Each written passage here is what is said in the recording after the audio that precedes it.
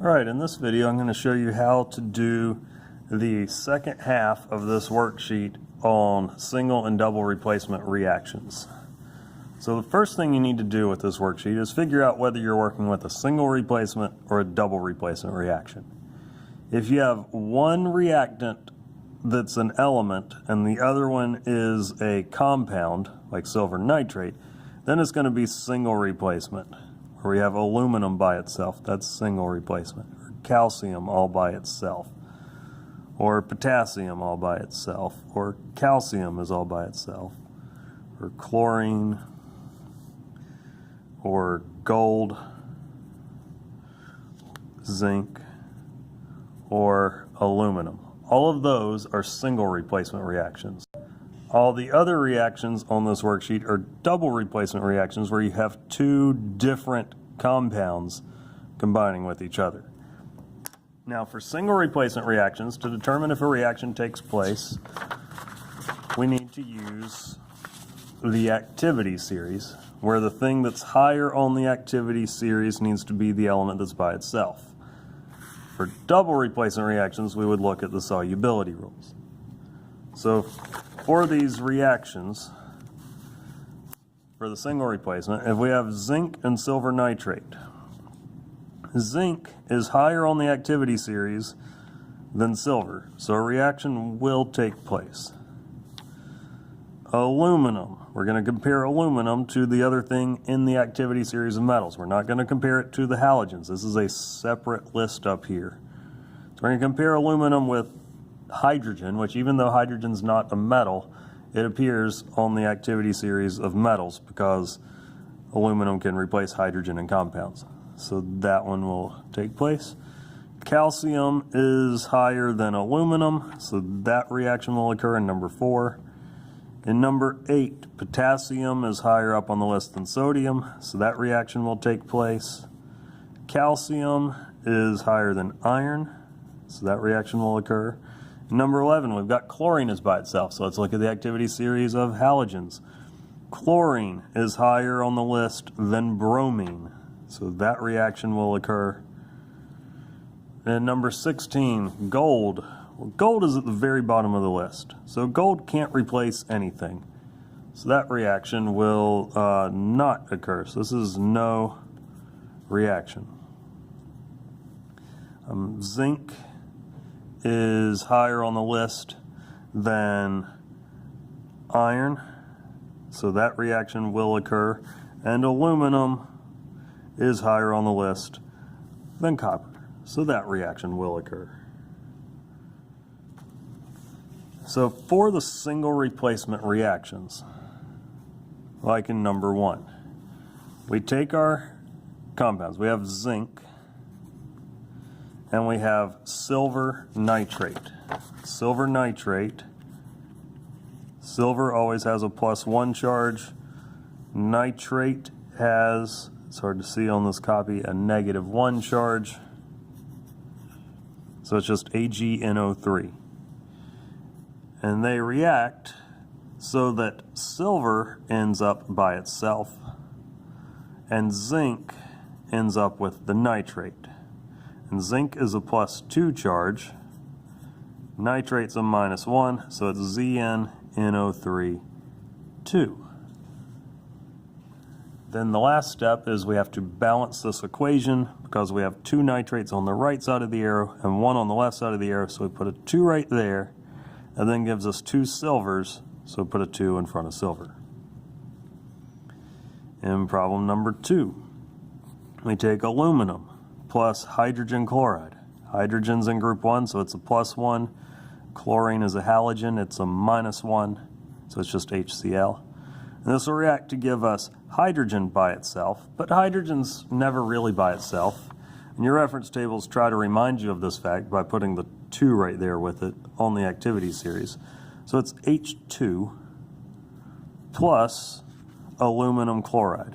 And aluminum is a +3 charge. Chlorine is a -1 charge, so aluminum chloride is AlCl3. Now to balance this, we have 2 hydrogens here and 1 here. So if we put a 2 right there, that's going to create a problem because we have 3 chlorines and 1, so we would need a 3 for the chlorine. So instead of putting a 2 or a 3, we're going to put a 6 right there. This is a tough one to balance. So if we have 6 hydrogens, then 2 times 3 is 6, and 3 times 2 is 6, and then we have 2 aluminums, so put a 2 over there. We'll come back to number 3 in a minute. Number 4, we take calcium and we react it with aluminum nitrate. Aluminum's a +3 charge. Nitrate is -1, so it's AlNO3, 3. And then that's going to give us aluminum by itself plus calcium nitrate. Calcium's a +2, nitrate is still a -1, so it's CaNO3, 2. So then to balance it, if we have 3 nitrates and 2 nitrates, we're going to need to get a total of 6 by putting a 2 and a 3. And then we need 3 calciums and 2 aluminums. And I could keep going with all the single replacement reactions, but I'm going to come back and do some double replacements so you can see how to do those. So in number 3, we have magnesium chloride plus ammonium carbonate. For double replacement reactions, we have to use our solubility rules to see if we have a reaction. And in order to get a reaction, we need something that's insoluble, because that will be our precipitate. Or we need to make water, because water is not soluble in water. If you make water, you get a reaction as well. Now, to tell what a double replacement reaction will form, we need to check our guidelines, and all double replacement reactions follow the same template of AB plus CD makes AD plus CB. So if we label magnesium as A, chloride as B, ammonium as C, and carbonate as D, well, this will make AD plus CB. So it'll make magnesium carbonate plus ammonium chloride. And now we need to check our solubility rules to see if we have made an insoluble precipitate. Well, magnesium carbonate, it says right here, all carbonates are insoluble except for group 1 and ammonium. Well, magnesium's in group 2, so this would be insoluble. So we have ourselves a precipitate and we have a reaction. Ammonium chloride, because it has ammonium, that's always soluble, so that's not a precipitate. So now, let's actually write the equation. Magnesium chloride is MgCl2, because magnesium is a +2 charge and chlorine is a -1. That's going to react with ammonium carbonate. Ammonium is NH4 plus, and carbonate is CO3. It's -2, so we need 2 ammoniums. Then that's going to make magnesium carbonate. Magnesium is a +2 charge, carbonate is a -2 charge, so it's MgCO3 plus ammonium chloride. Ammonium is a +1, chloride is a -1, so it's NH4Cl. Then to balance this equation, we have 2 chlorides on the left side of the arrow, 1 on the right side of the arrow, so we'll put a 2 right there. 2 ammoniums, 2 ammoniums. That looks pretty good. Number 5 is another double replacement reaction.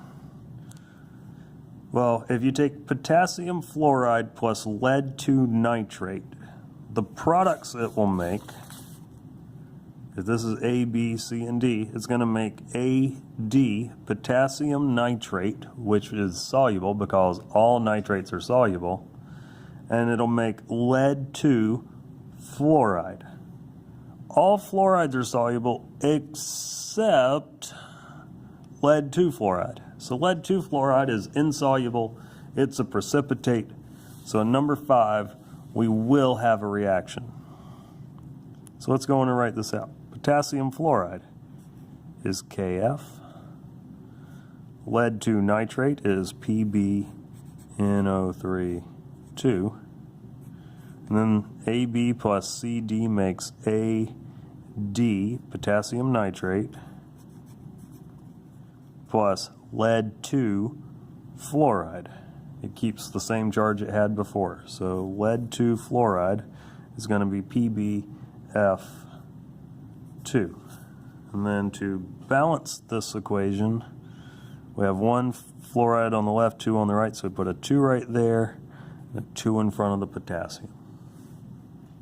Once again, our lead 2 fluoride is our precipitate. As the solubility rules. In number 6, we take calcium bromide, AB, plus silver nitrate, CD. That's going to make AD, which is calcium nitrate, and all nitrates are soluble, plus silver bromide. And all bromides are soluble except silver, meaning that's insoluble, and that's a precipitate. So we do have a reaction. So number 6, we take calcium bromide, CaBr2, plus silver nitrate, AgNO3, and that's going to make calcium nitrate.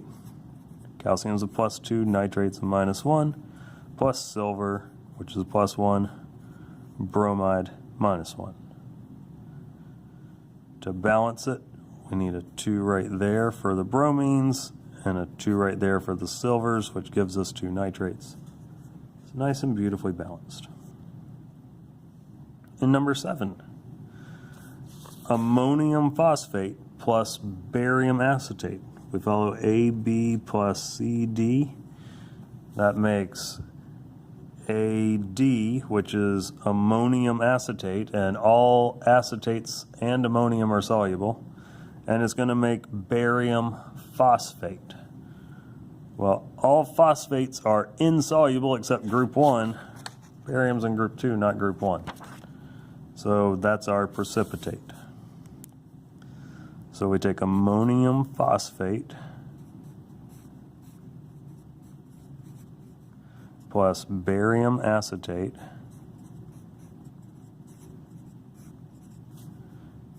Don't forget to balance these equations for charge, because plus 1 and minus 3 and plus 2 and minus 1.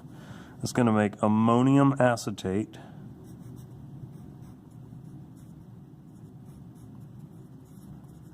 plus barium phosphate, where barium's a plus 2, phosphate's a minus 3, so Ba3PO4 2.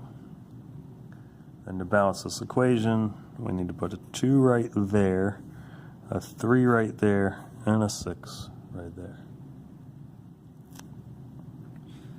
In number 8, this is a single replacement reaction, which we've already determined can happen because potassium is higher than sodium on the activity series. So sodium chloride plus potassium will make sodium by itself plus potassium chloride.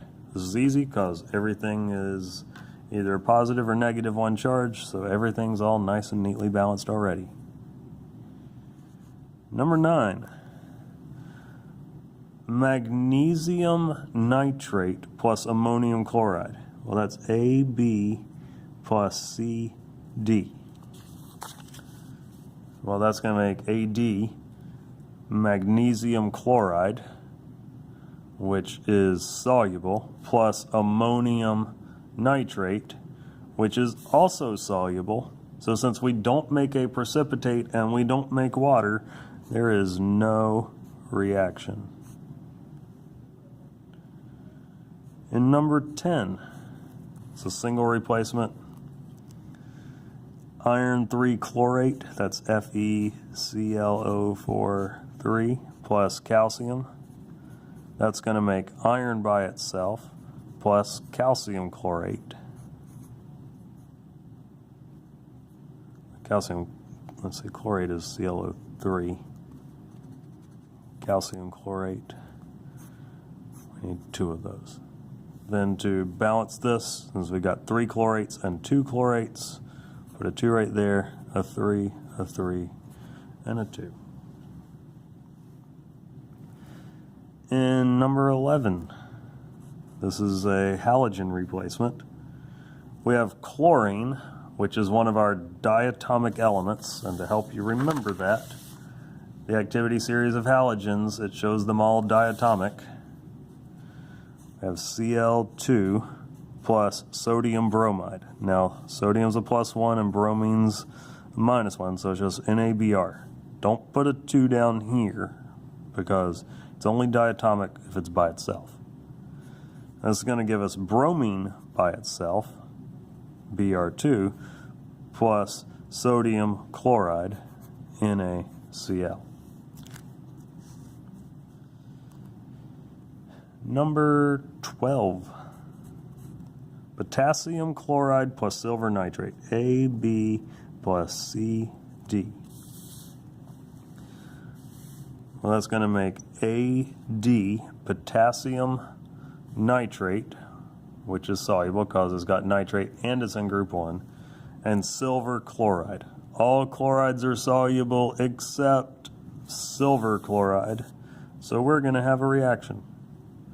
So potassium chloride plus silver nitrate will make potassium nitrate plus silver chloride. Number 13 is a little bit trickier. Calcium hydroxide, AB, plus hydrogen nitrate, CD. Well, that's going to make calcium nitrate, which is soluble, as with all nitrates, plus hydrogen hydroxide. Hydrogen hydroxide, if you don't remember by checking your solubility rules and remembering that hydrogen's not really in group 1, we just put it there for convenience. Hydrogen hydroxide is a fancy way of saying water, and if we make water, we get a reaction. So we're going to go in and write this reaction. Calcium hydroxide plus hydrogen nitrate. That's going to make AD, calcium nitrate, plus hydrogen hydroxide. And then to balance this, we need a 2 right there and a 2 in front of our waters. In 14, if we follow the template, AB plus CD,